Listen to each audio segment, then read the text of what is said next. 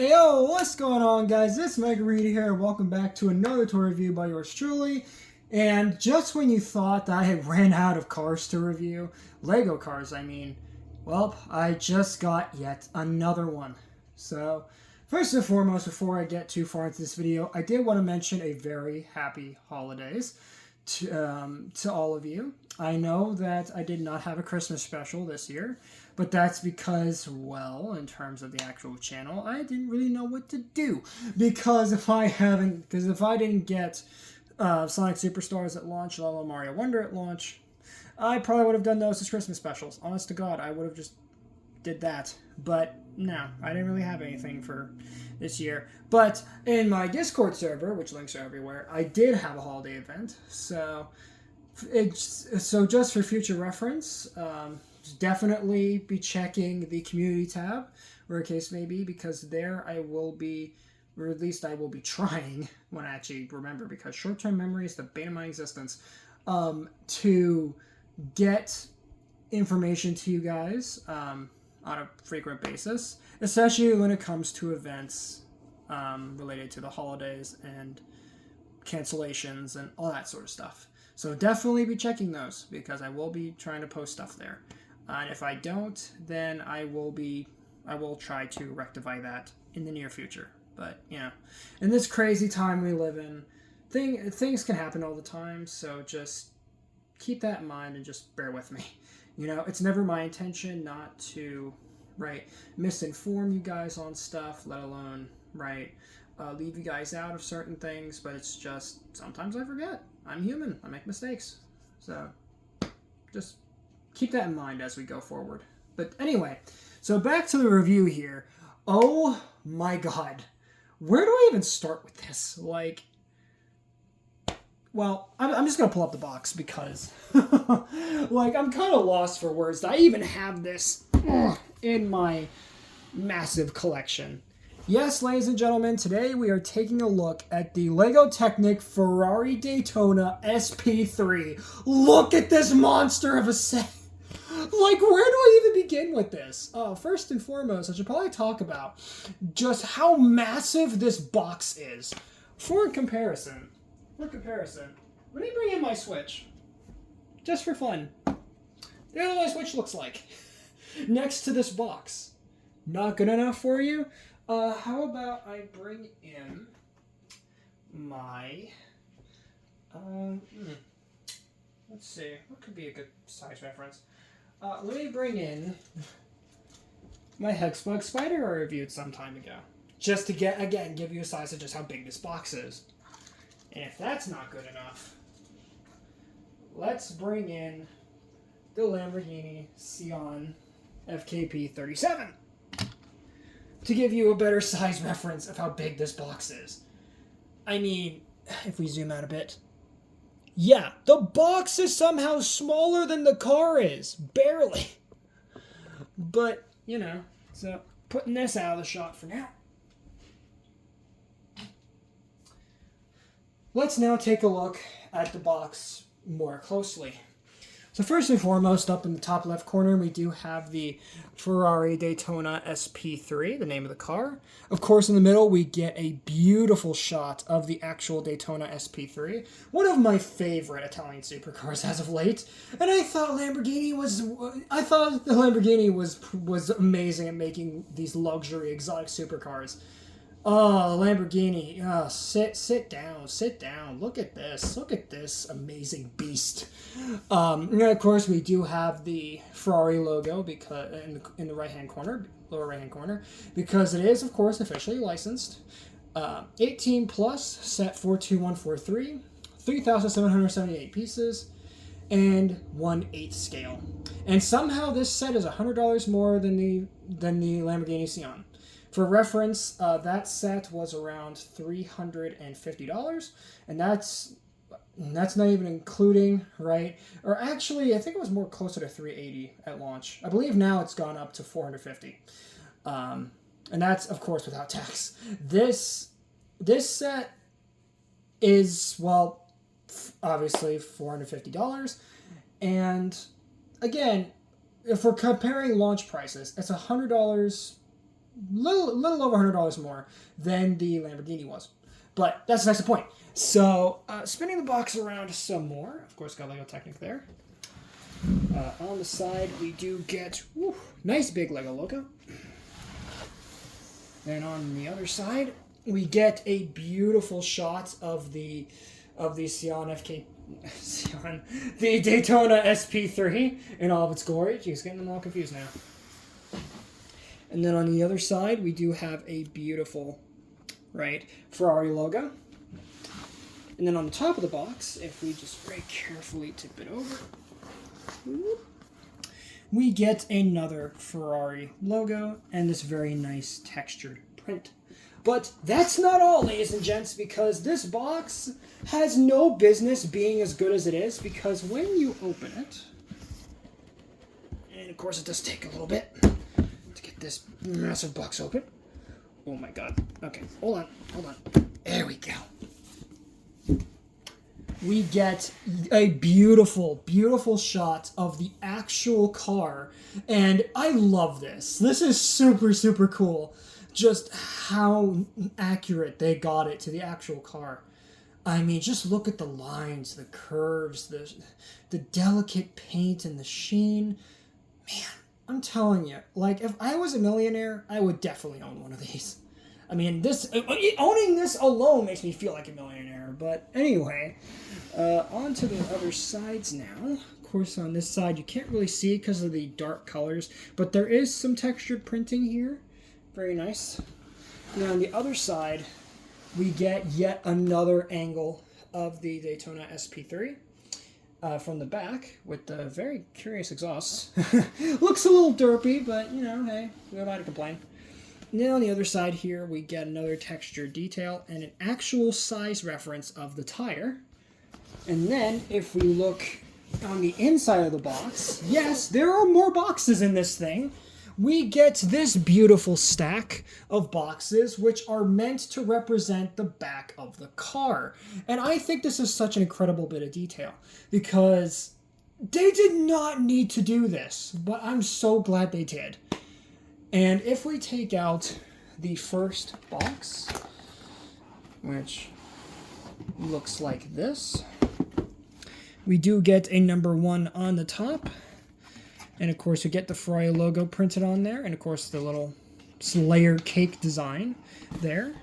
And then in here, we get the actual instructions for the Ferrari Daytona SP3. Very nicely displayed. And of course, it has Ferrari Daytona SP3. And these are some big freaking instructions. Let me tell you, look at how thick. Look at how thick that is. That is a thick instruction book. My goodness. And you get 2 of these darn things. With each one having, of course, exclusive printing on it. And on the back of each one, you do get a Ferrari logo on the back as well. Now, for the actual cardboard holding it in, you get, of course, the Technic logo and, of course, the Ferrari logo as well, which is really, really nice. So you really get your bang for your buck with this darn thing. So, putting this back into the box now.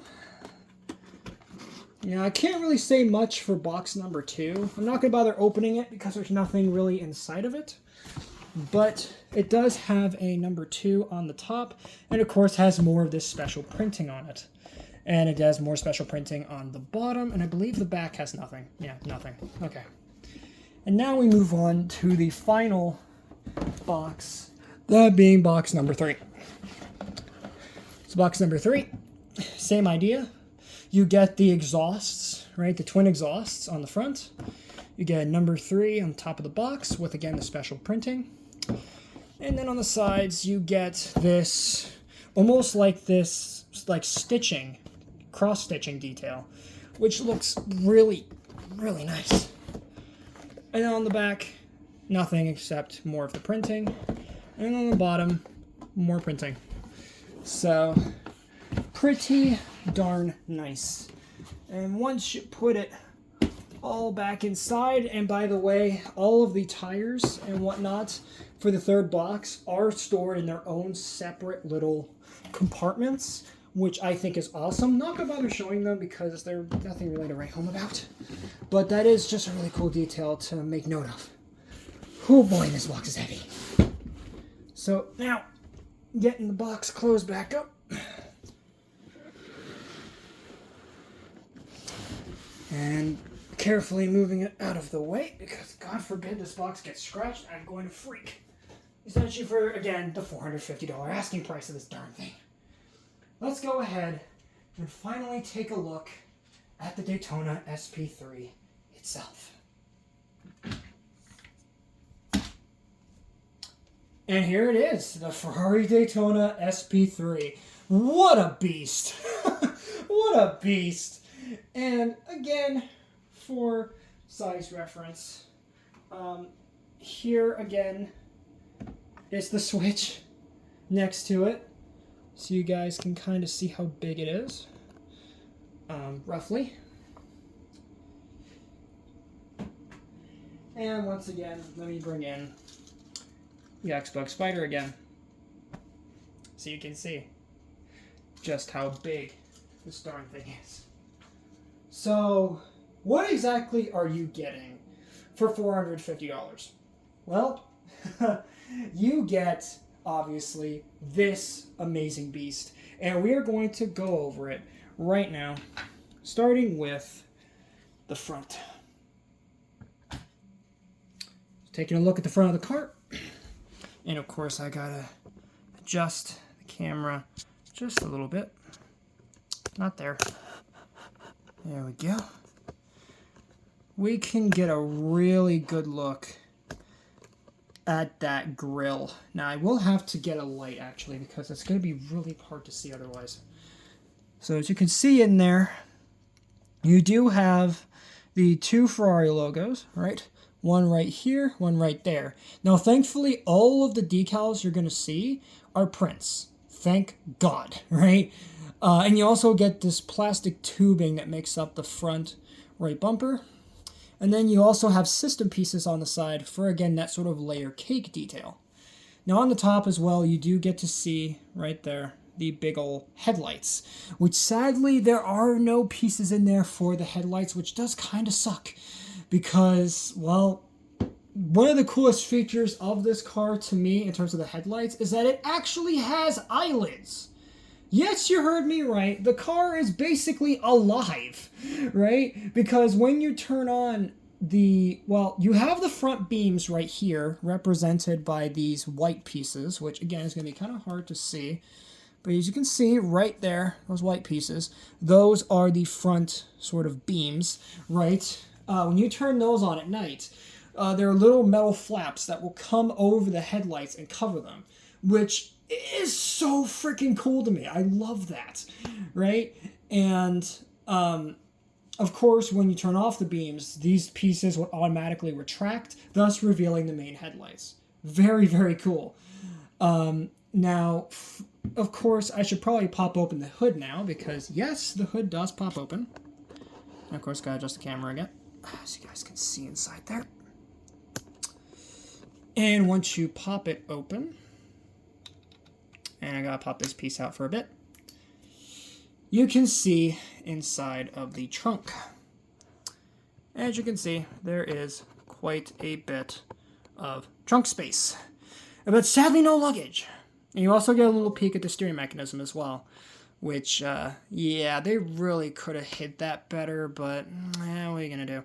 Also, you do get a little teaser of the twin shocks right there. You see the little red coils? Those are the twin shocks. And they are very, very tight, which is understandable considering it has to hold up the sheer bulk of this thing, right? And there is one design oversight that I think is kind of a bummer, is that the rubber tubes that make up the front windscreen, those actually get slightly bent when you open the hood, which kind of sucks. Hence why it has a little kickstand, which you can go up to here if you wanted to really open it up. But for me, I don't want to bend the pieces or get them all distorted, so I rarely ever have it open. Also, with this, you do get a special code piece, and with that, you can input that into the Lego Ferrari Daytona SP3 website, and you can get exclusive perks such as ringtones, engine noises for your phone, that type of thing, wallpapers, all kinds of cool stuff. So, closing this up now. Let's move on to the doors, because this is probably one of the coolest features of this thing as well. Let's zoom out a bit. So taking a look at the side here, we can see the very beautiful rims for this, which by the way are exclusive to this set, and the wheels are also rubber. And I believe they're actually bigger than the Lamborghini Sion's wheels, which is kind of crazy. But they are very nice, very rubbery, and there are two different sides, so you gotta make sure you get the right sides and plug them in. And there also are two brake pads, one on each wheel, and as we can see, each one is printed with a Ferrari logo, even though it's going to be really, really hard to see, but there is a Ferrari logo printed onto each brake pad. So now onto the doors, right? And we do have yet another Ferrari logo right there. And to open the doors, we actually need to go to the back of the car. And of course, this is going to be kind of hard to see. If we go to the back of the car, we pop it open, just like this. And there are two yellow buttons. And if we push on them, watch the doors. Yeah, baby. We got swan wing doors, baby. Heck yeah. So let's go ahead and flip that around to the front again. So that way we can get a really, really nice look at it with the doors open. Now, is that not cool or what? Like, check that out. That alone is awesome. And the amount of pieces and the amount of like moving parts that make that whole mechanism work, honestly, is like black magic, because there is no way, like, I would have thought that they were going to implement something like this. I thought that the doors on the Sion were impressive. No.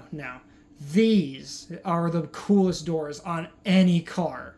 Like, come on. Swan wings, really? They did not need to have that.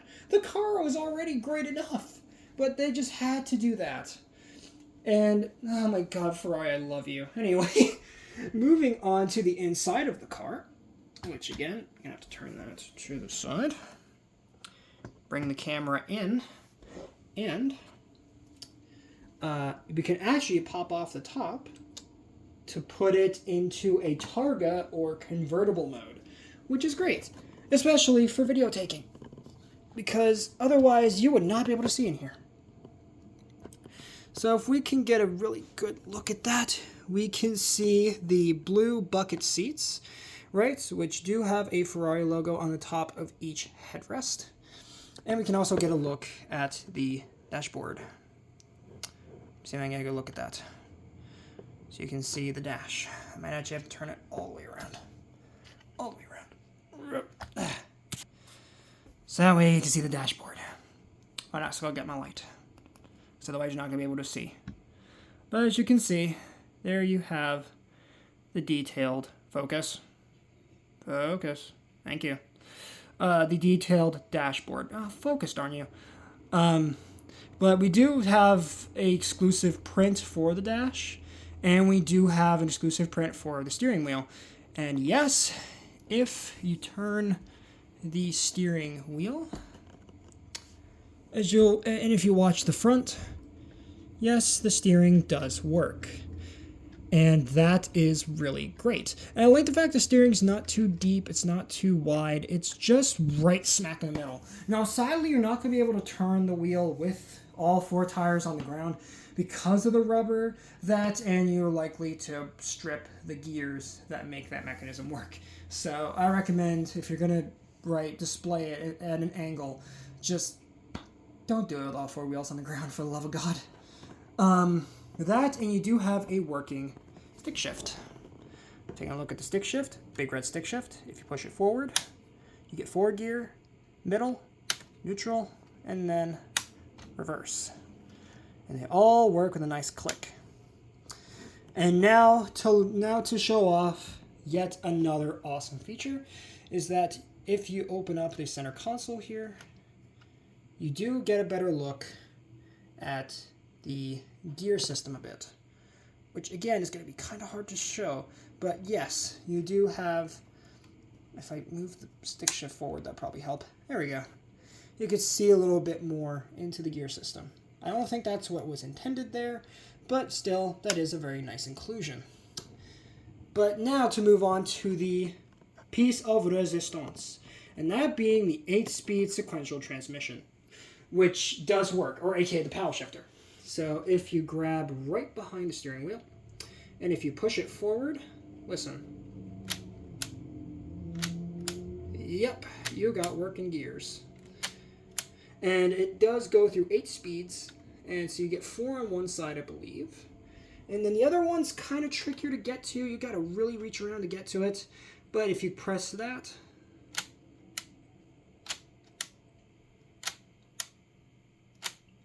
you get 4 more gear settings. Now, sadly, similarly to the Sion, and I probably should have mentioned this in the Sion's video, but the gears are sadly not accurate. And this kind of peeves me because the original, Sion, I had been conditioned, whilst doing research and preparations to get that potentially into my collection, it was understood that it possibly had a 8-speed sequential transmission in the actual car, when sadly the actual car has a 7-speed transmission. But with this one, it doesn't. It's a 7-speed sequential transmission, which sucks. But what's nice is that in the real car, you can actually have it either be automatic or manual, which is pretty cool. And you would do that somewhere down here on the dash, which sadly, that sucks. They didn't bother to include that on the actual set on the dashboard because that would have been really nice. Just a sticker or something would have been nice. But again, I have no room to complain, especially for the asking price. So closing the door now. And sadly, the doors are manual. They have that. So now let's move on to the back of the car. Just gotta pull the camera all the way back. And if I can adjust the angle, there we go. You guys can get a really good shot of the back of the car. And in the back, we have, of course, more of that layer cake design, as you guys can see. You get the 2 twin exhausts, and you also get a couple, diffusers on the bottom, just like with the Ford GT. And you get 2 teeny tiny little headlights using some lightsaber pieces to represent, where those rear beams would be. Now, I believe on mine, I do actually have that misassembled on one side, so quick jump cuts, and I will quickly get that fixed. Alright, my apologies for that. So, thankfully that was a fairly easy fix, but now you can see the tail lights are now in their proper positions on both sides. And you also, again, get those rear exhausts, and you do get a printed Ferrari logo on the back, as well as yet another printed Ferrari logo on the top of the rear end of the car. So now to get to the engine block, because yes, you do get a detailed engine in this thing, of course. You gotta pull it up, and all you gotta do is just very simply pop it open.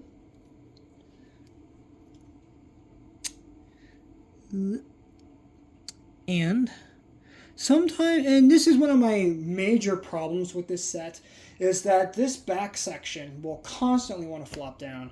I'm surprised it's actually staying up right now, because usually if you try to open the doors or anything with this up, it's going to flop down. So you really do need 2 hands to operate this rear section, which does kind of suck.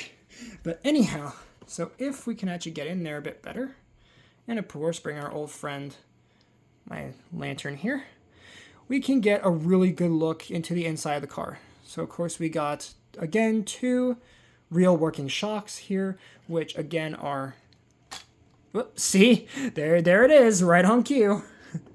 Just does not, I'm gonna stay open. Stay open. Thank you. Okay. It does, right, it's very, very bouncy back here. And of course, again, the lid just does not want to stay open. Gosh dang it! See, that's why I hate the way this is designed. They could have designed this so much better, but why, oh why did it have to be designed like this? Anyway, and of course this side just wants to flop over. We can see, right, the real working, I believe that's a V12 engine? Yeah, and it's not even like a turbo V12 or anything, it's just a standard Ferrari V12, which I find kind of curious, but, you know.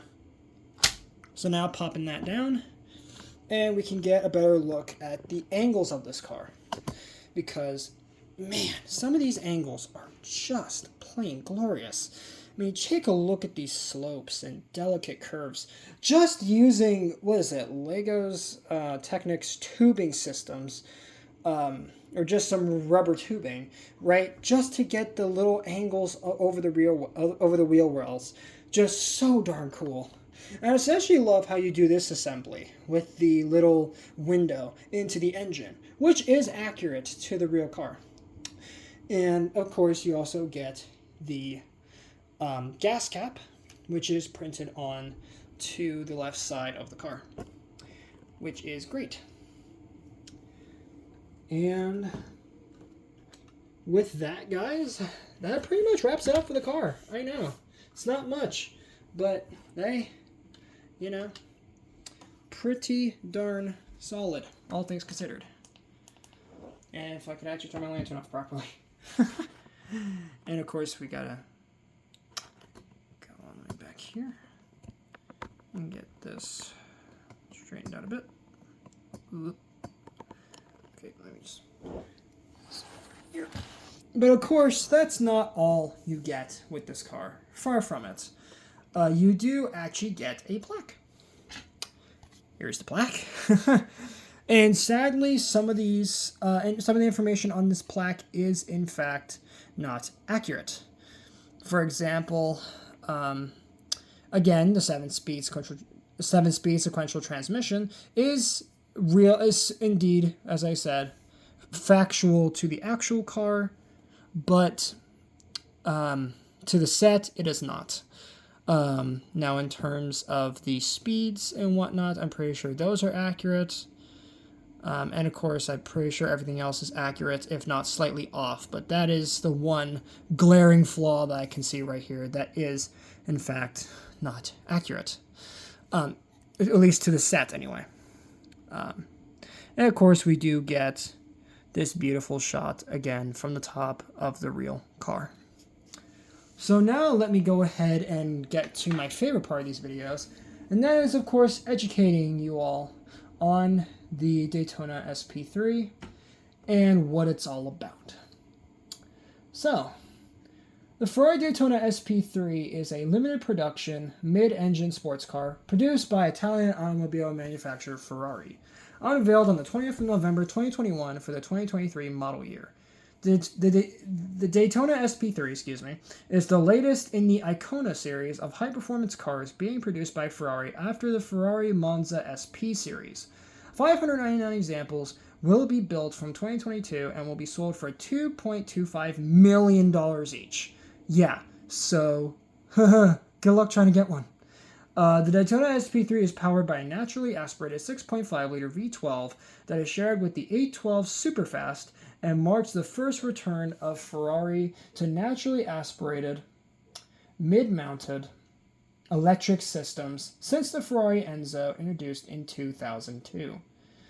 So again, for the brief overview, the manufacturer, of course, is Ferrari SPA, and the production was from 22 to the present, with 599 units current in the world, just ever, right? And of course, the model years, again, are from 2023 to present, and it was assembled in Maranello, Italy. The designer was the Ferrari Styling Center under the direction of Flavio Manzoni. And the body and chassis is, of course, a sports car class, S-Class body with a 2-door target top for the body style and a rear mid-engine rear-wheel drive layout. And the platform is a LaFerrari Aperta chassis. And, of course, this is shared with the Ferrari 812 Superfast and the LaFerrari Aperta. And for the engine, you get a 6.5-liter F140HC V12 engine with a power output of 840 PS,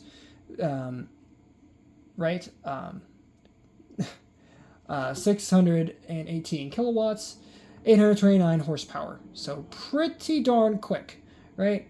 And of course, the transmission, as I've mentioned already, is a 7-speed dual clutch sequential transmission. The dimensions for the real life car for the wheelbase is 2,651 millimeters or 104.4 inches. The length of the real car is 4,686 millimeters or 184.5 inches, with a width of 2,050 millimeters or 80.7 inches, a height of 1,142 millimeters or 45 inches, and a curb weight of 1,485 kilograms or 3,274 pounds. And that's dry. My goodness. What a heavy beast. Anyhow, moving on to the design. So, the design of the SP3 refers to the 1960s race cars, with the Daytona SP3 having a characteristic, aerodynamically optimized design that blends elements of Ferrari's historical designs with cues from current models. The low-set wraparound windscreen is a link to the P3/P4, while the double-crested front wings nod to the sport prototypes like the 512S, 712 Can-Am, or Can-Am, or CA, I don't know how you pronounce that. I'm going to pronounce it Can-Am, though of course I'm sure someone will correct me in the comments. And 312P, or 312P. The rear view mirrors are mounted on the top to the front wheel fenders, which is again an inspiration from the P3 and P4 series. The design of this Daytona SP3 is based on the Ferrari 330 P4 endurance race car, which won at 24 Hours of Daytona in 1967, hence the Daytona in the name, right?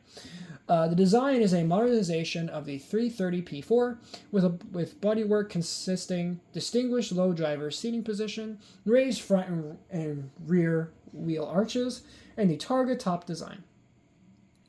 The design also takes inspiration from the rear air vents of the 330 P4, which are the signature appearance on the rear of the SP3, consisting of a series of horizontal fins at the front and rear. The front design consists of partially hidden headlamps and a light strip along the front edge lines of the car. The headlights incorporate a partial cover plate, which covers the top half of the lights. When the lights are turned on, the cover plate retracts. The engine is a naturally aspirated 6.5-liter Ferrari F140 HC V12, revving up to 9,500 RPM. So like I said, pretty darn quick. It generates 840 PS, 618 kilowatts, right? 829 horsepower at 9,250 RPM at 697 Nm, 514 pounds per foot of torque at 7,250 RPM. The Daytona SP3 is the first road-going Ferrari to feature a mid-mounted 12-cylinder engine without electric hybrid support system since the Ferrari Enzo in 2002. The engine is mated to a quicker shifting version of the 812 Competiciones 7-speed automatic dual-clutch gearbox. I actually have that one. Speed Champions, but still. To enable the car to put the power down efficiently, Ferrari has equipped the transmission with a e-diff and electric differential, right? And lots of electronics, including a slide slip control, SSC, 6.1, with Ferrari Dynamic Enhancer, FDE. The gear shifts require less than 200 milliseconds to change between gears. So yeah, again, pretty darn quick. This also marks the last usage of the midship V12 engine for the Ferrari road cars, as the company is departing from traditional V12s to lower cylinder variants such as the turbocharged V8s with hybrid electric systems similar to the SF90 Stradale, which is already in production. Moving on to the chassis.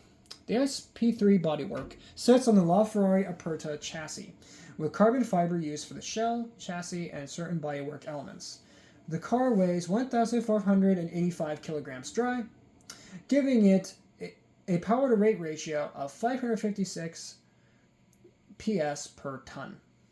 While the mid-engine layout allows for optimized weight distribution between the axles, the bodywork makes use of a removable Aperta-style roof, which can be removed and stored separately, as I've showed. The chassis also consists of butterfly doors, which open upwards, or as they call them in the instructions, swan wing doors, similar to the LaFerrari and Enzo. Ferrari claims that the car has a weight distribution split of 44% front and 56% rear, which is not bad, especially for a car like this, I would say. Now for performance. The SP3 can accelerate from 0 to 100 kilometers per hour, 62 miles per hour, in 2.85 seconds, and 200 kilometers per hour, 124 miles per hour, in 7.4 seconds, and reach a top speed of more than 340 kilometers per hour, 211 miles per hour. As I said, very quick. Its timing around Ferrari's Fiorano test track remains untested, with the SF90 being the current fastest car at the time this article that I pulled this information from was written, right? Wheels and brakes. The SP3 uses Pirelli P0 Corsa tires on custom Ferrari wheels with 265 by 30 ZR 20 J9.0 in the front and 345 by 30 ZR21 J12.5 in the rear. The brakes are from Brembo, measuring front 398 by 223 by 36 millimeters, and the rear being 380 by 253 by 34 millimeters. So a little bit bigger, a little bit smaller, but still roughly around the same size, give or take. Now for the electronics. The SP3 makes use of multiple electronic systems, such as an ESC, high performance ABS EDB, F1 Track eDiff 3.0, SCM FRS, SSC Side Slip Control 6.1. No idea what any of that means, but it sounds important, to me at least. The one time I actually don't know what something means. Now for the interior, the dashboard. The SP3 consists of an all-new minimalistic ergonomic interior with carbon fiber dashboard with Alcantara finish on top and LED display system for data and telemetry. Touch controls mean that drivers can control 80% of the Daytona SP3's functions without moving their hands, while a 16-inch curved HD screen relays instantly all driving-related information. The steering column also has vertically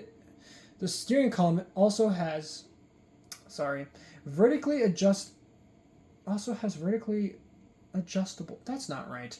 Is vertically adjustable to accommodate additional leg room for taller drivers. The center console design is inspired from the gated manual transmissions design of the classic Ferraris and consists of performance control switch clusters. Moving on to the steering wheel. The carbon fiber flat bottom steering wheel is an advanced version of the Ferrari Roma with multiple performance and feature controlled touch buttons. It retains the traditional Manettino dial for selection of various driving modes. It also consists of the gear shifting light strip at the top of the wheel to indicate optimal gear shifts. Sadly, those are not included in the set, but hey, Again, I can't be complaining. Seats. The seats are a new and have the ergonomic wraparound design. The seats provide a snug fit for the driver and passenger for comfortable yet secure seating. The seat design consists of a two-piece setup with the main seat buckets and the headrest as a separate unit. As the seats are not adjustable, similar to the Enzo and LaFerrari, the pedal box can be adjusted by moving front or back to adjust to the driver's leg space. And I will also note here that, from what I understand, you can actually have the seats customized in this car. So they'll actually go ahead and measure you, right? And then they'll make the seats specifically to fit your particular body type. But I also see this as a bit of a weakness, because that means, what if you have a significant other that also wants to drive in your all-new Ferrari Daytona, right? Well, they're kind of crap out of luck, because they're non-adjustable. But again, if you're going to be buying this like in real life, then, well, which I would assume is none of you, but I'm assuming there's maybe one person that's looking to get one, right? A real one, I mean. Then, well, you're going to be buying it primarily for yourself. I don't really see someone with a significant other buying this, right, for their, right, to use just for everyday use. This is more of a luxury vehicle than anything. But still. Moving on to the aerodynamics. The SP3 makes use of passive aerodynamics to generate downforce. Ferrari Chief Technology Officer Michael Laders says the Daytona SP3 generates around 500 pounds of downforce at 125 miles per hour without any active aerodynamic devices. The radiator cooling duct design is revised and now located inside the door trim, similar to the McLaren P1, which does not require external cooling ducts behind the doors, as seen in previous Ferrari models. Moving on to the marketing. The Daytona SP3 was fully unveiled at the Finale Mondiale Ferrari event, which also included Corsa Clienti cars on the 22nd of November 2021 at Mugello Circuit, where the SP3 was taken on a lap of the track with two 330 P4s, chassis 0856 and chassis 0858, and a 412P chassis 0844 in photo finish, in order to commemorate Ferrari's 1-2-3 win at the 24 Hours of Daytona in 1967. Again, why this thing has Daytona in its name, right? Ferrari's marketing and sales head, Enrico Gaera, confirmed that all 599 examples of the SP3 have already been sold by invitation to previous Ferrari owners for around $2.25 million each, following the tradition of limited edition Ferraris being sold even before manufacturing started. All 499 owners of the Monza SP1 and SP2 have also purchased the SP3. The remaining 100 examples have been sold to private collectors who own previous limited edition Ferraris. So yeah, quite a bit goes into this car. And, of course, into the set itself. And, oh man, even just reading all that, like, again, this car is just phenomenal. Yet another just smash out of the park by our good friends over at Lego. And our good friends at Ferrari Automobili. Goodness gracious. Because if there's one thing that I can say, especially for someone who's part Italian themselves, is that, yeah, we Italians know how to make some pretty friggin' sweet cars, let me tell you. It's almost like it's in our blood or something. Like, what the heck? But anyways, so for a size comparison, and god dang it, it's so gusty. Alright, let's go ahead and bring in, of course, the second and my first ultimate Lego supercar.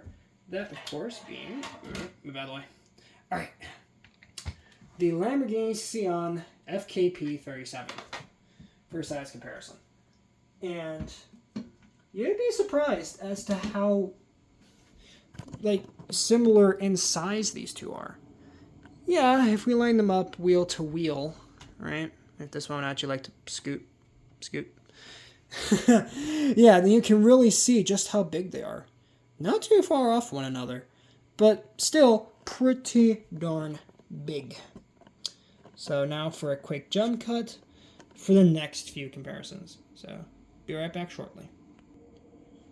Alright, so moving on with the size comparisons, let's bring in the Porsche 911 RSR for a comparison. And as you guys can see, yeah, pretty darn big. But, of course, this being 1/8 scale, it's obviously going to be a good little bit bigger. But still, absolutely phenomenal cars here. And of course, evidently one's supposed to be a luxury supercar, and this is obviously a more track-oriented vehicle. But still, differences are pretty evident. Moving on to our next size comparison, let's bring in the Peugeot 9X8 24 Hours Le Mans Hybrid Hypercar for comparison. And my goodness, for Lego's currently first and only Peugeot, yeah.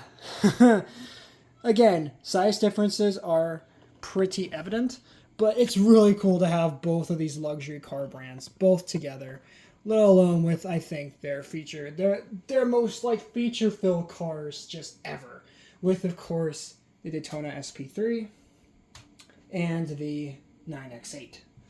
But once again, one's a more track-oriented car, and one is not. I think for the last one, of course, we gotta get in the 2022 Ford GT for a comparison. And I mean, is this even a fair comparison anymore? Because if we line these up exactly wheel to wheel, yeah, this isn't even fair anymore. Like, because the Ford is so much smaller than the Daytona. But then again, this is supposed to be just a completely different size scale for a completely different market. But yeah, now you can really see just how small little Ford is compared to the absolute beast that is the Daytona. So with that, guys, that is going to wrap it up for my review on the Lego Technic Ferrari Daytona SP3. If you guys did enjoy this video, then please make sure to drop a like on it, subscribe if you're new, and ring that notification bell so that way you can get notified for all my uploads. And do let me know in the comments what other sort of Lego Technic cars you want to see me do in the future. Because trust me, since the holiday season's gone by, I got more. Not lots more, but I do have yet another car in the wings that's currently, I guess you could say, under construction. So, with that, later Eat Squad, and have a good one.